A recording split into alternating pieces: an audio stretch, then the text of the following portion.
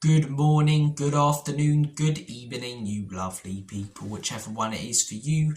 Welcome back to Lilywhite Lane. I hope that you're all having a ruddy good Monday and start to your week wherever you are in the world and whatever you are planning to get up to. And you're all very welcome along to your Tottenham versus Chelsea match debrief. Despite how annoyed and gutted I am about yesterday, we always do the debrief on this channel the day after Spurs games, and it's going to be no different for this one. In the words of Joe from Reservoir Dogs, alright Ramblers, let's get rambling and let's talk Tottenham 3, Chelsea 4.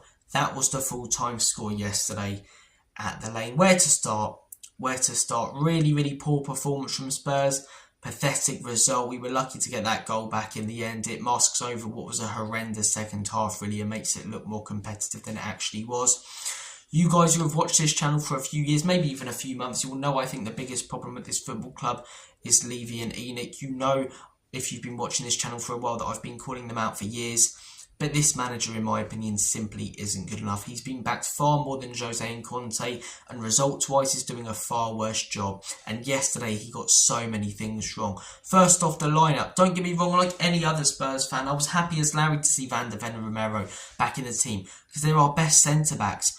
But like every other Spurs fan, I was questioning, are they actually fully fit, or is this a desperation move for Ange to get points in a big game so the fans don't turn on him in a derby and we don't get whacked? And that's what it looked like it turned out to be, you know. Romero goes down 10 minutes in injured. Mickey Van der Ven goes down later in the game, potentially his hamstring. I can't help but think, why on earth were they starting in the first place if they weren't fully fit? You know, Mickey Van der Ven especially crucial to our system. Settle him back in. Maybe not in this game. Maybe sub him on in the Southampton game, you know.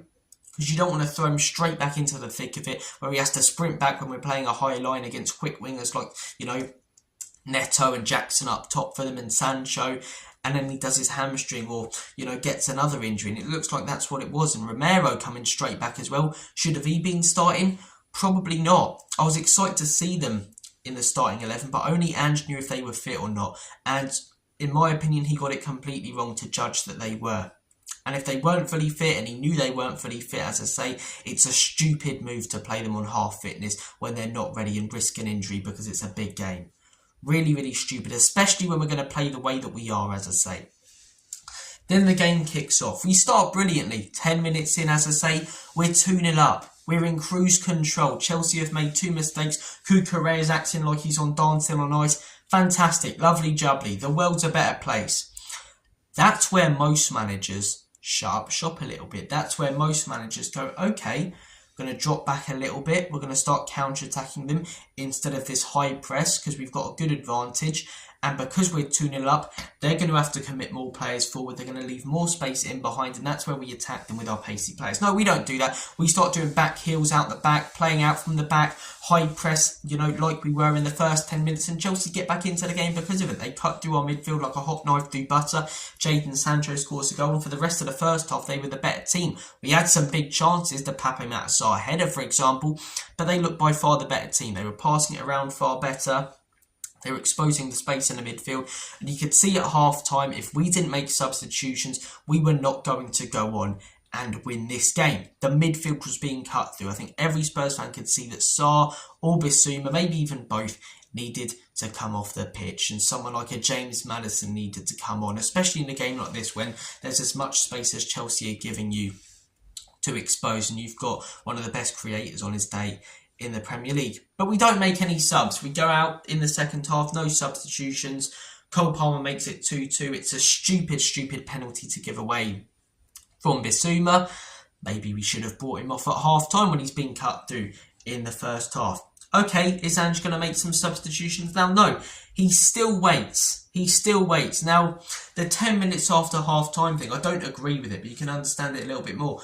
But then we get into 20 minutes after half-time, 25 minutes after half-time, and he's still making no changes. And then, surprise, surprise, we go 3-2 down. Enzo Fernandez scores a brilliant goal. Chelsea all over us. He's watching his team collapse in front of him and he's doing nothing about it until it's too late. 3-2 down, then we make the changes. Whoop-de-doo. Still give away a stupid penalty, get a goal from Son. But that goal from Son came from a brilliant bit of play from Maddison. I can't help but think if you brought him on at half-time and subbed off some of the players that were struggling, for example, Sarr and Bissouma, we would have went on to at least get a result, potentially a win. But no, we wait until we're 3-2 down to make substitutions. It doesn't make sense. The gun-ho approach when you're 2-0 up, in my opinion, yesterday was stupid. Chelsea have gifted you 2 goals. Hold on to that lead a little bit. I'm not saying park the bus like a Jose team, but drop that line back a little, you know. Start counter-attacking them like we did away at the Etihad. But it's gun-ho, leaving space all over the pitch, as I say. It really, really is stupid. And then to not make the substitutions at half-time, to not make the substitutions at 2-2, when the midfield's being cut through, really stupid. To play Mickey van der Ven and Romero, really stupid. You guys know, I think Nick and Levy are the biggest problem. But this manager now, he has to go, in my opinion. He has to go. And what I find funny is I will get criticised by the same people who wanted Conte and Jose out unbelievably early. The same people now who are going, we need to stick by Ange Postecoglou, wanted those 2 managers out because the football wasn't great. Because the football's entertaining under Ange, it doesn't matter as much about the results. We believe that we're going in the right direction because occasionally we pull off a 3 or 4-0. It's a results business and the results are simply not good enough. This manager's been backed far more than Jose and Conte. Far more. He said, as I say, that every player that comes into the club is his. Either he's Levy's puppet by saying that, and completely different to someone like Conte who stands up for himself because he wants to keep his job. I think if he did get sacked for coming out and saying these aren't his players, people would be even more behind him. And, you know, cheering on Ange Postecoglou, and he'd be a fan favourite, like how everyone looks back at that Conte Southampton conference. But he said every player is his. He's had a ridiculous amount of money spent on him compared to Jose Mourinho and Conte, and he's delivering far worse. We had a new manager bounce at the beginning of last season, but what have we done since then? Since that 4-1 loss, November last year against Chelsea, have we been consistent? Have we bollocks? We've pulled off the occasional brilliant result, you know?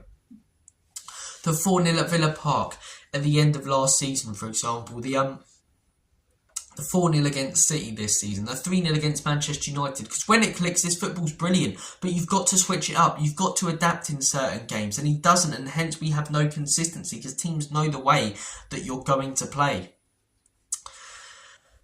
I've really tried with this manager, but it's contradicting comments, the stupid stuff he comes out with, such as I'm okay with conceding goals and as long as we're entertaining. The fact that he's gotten the players that he wanted. Jose wanted Skriniar, he got Rodon. Mickey van der Ven wanted. Antonio Conte wanted Bastoni, he got Longley. Ange wanted Mickey van der Ven, he got Mickey van der Ven.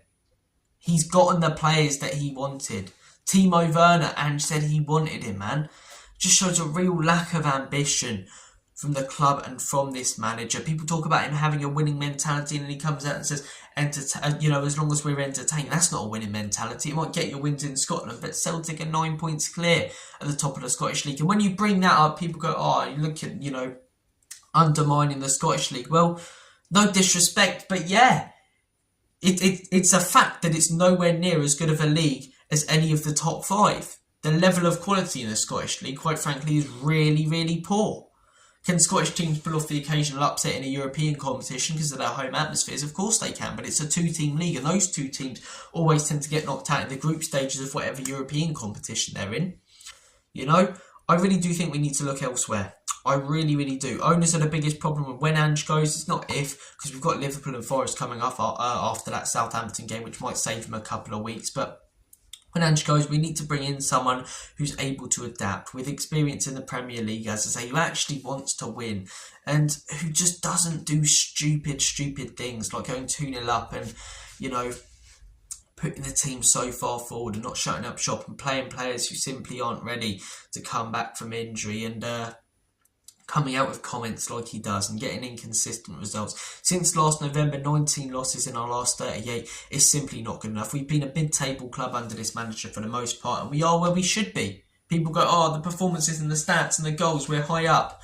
I'll tell you the numbers that I care about. It's not goals that we scored, it's not XG. The numbers that I care about are the ones at the full-time score every single weekend. And they haven't been good enough for the most part this season. Ange Postecoglou, in my opinion, he has to go. I've tried with this guy. I gave him the benefit of the doubt when we were being battered like a haddock down your local chippy at the end of last season, week in, week out, by your Liverpools, your Cities, your not your Man United, your your Chelsea. We were losing games quite heavily, but you gave him the benefit of the doubt. He's had a summer, he's had more backing than the other two managers, and he's doing a worse job in my opinion. He really, really is doing a worse job. The players have to be accountable as well though. The manager has to be accountable, but the players have to be accountable. Yes, some of them, you know, Udogie, Porro, before they came to Spurs, they weren't inverted fullbacks, but pathetic performances, and some really don't look like they're bothered. Kulusevski, we've seen what he can do this season. Although he scored yesterday, last couple of games, hasn't really looked bothered whatsoever. Bissouma had about 10 good games at Spurs. A lot of these players, now don't get me wrong, they're not title contending players like people make out, but they are better than what we're getting with them right now. Hence why I think Ange should be doing a better job. He's got a better squad than Jose and Conte, but they're not as good as some people make out. They're not title, you know, contending players.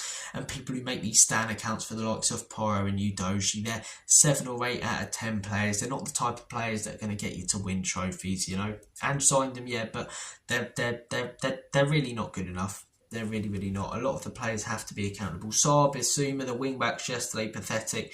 If I can take some positives, Dominic Solanke, when we signed this guy, I said I think he'll be really good. A lot of people criticise the signing. I've turned out to be right on that one. He's been fantastic so far. His overall play, and he is banging in goals. Got another one yesterday. I thought he looked fantastic in that first half, and not a lot more he could have done in the second half. He was getting no service whatsoever. We were just a shambles, the entire team. So I think Solanke's a positive to take. Fraser Forster is at least going to be able to make a few big saves until January. If it weren't for him, it could have been more, especially in that second half yesterday. I'm just gutted, man. I'm gutted. I tell you what must happen, though. Everyone's got their own opinion on Ange. Whether you're Ange in, Ange out, Ange shake it all about. If this manager goes, and for me now it's a when, the entire fan base needs to go against ENIC and Levy. Not like what we said we'd do after Jose and Conte got sacked, and no one really does. I want to see Spurs channels promoting the ENIC and Levy out movement like I've been, and like Tottenham away have been. You know, Tottenham on tour, they're the front runners for this sort of thing. Johnny's got his new channel calling out the ownership, because they are the cancer to this football club. They are the biggest problem. Ange Postecoglou, he's not done a good enough job in my opinion. He cocked everything up yesterday. In my opinion, his position's becoming untenable, and he's simply not good enough, has no adaptability, comes out with stupid stuff, and the results aren't good enough. But he is nowhere near the biggest problem of this football club. He's a big problem, but nowhere near the biggest. Nowhere near the biggest. That's the man up top, Levy. Guys, I'm going to make like a banana and split. I thought I'd do the video with the Christmas tree in the background. I've had some problems with my green screen now that should be sorted. But bring a bit of festive cheer after that absolute shite yesterday. But guys, take care, have a good week, and as always, come on you Spurs.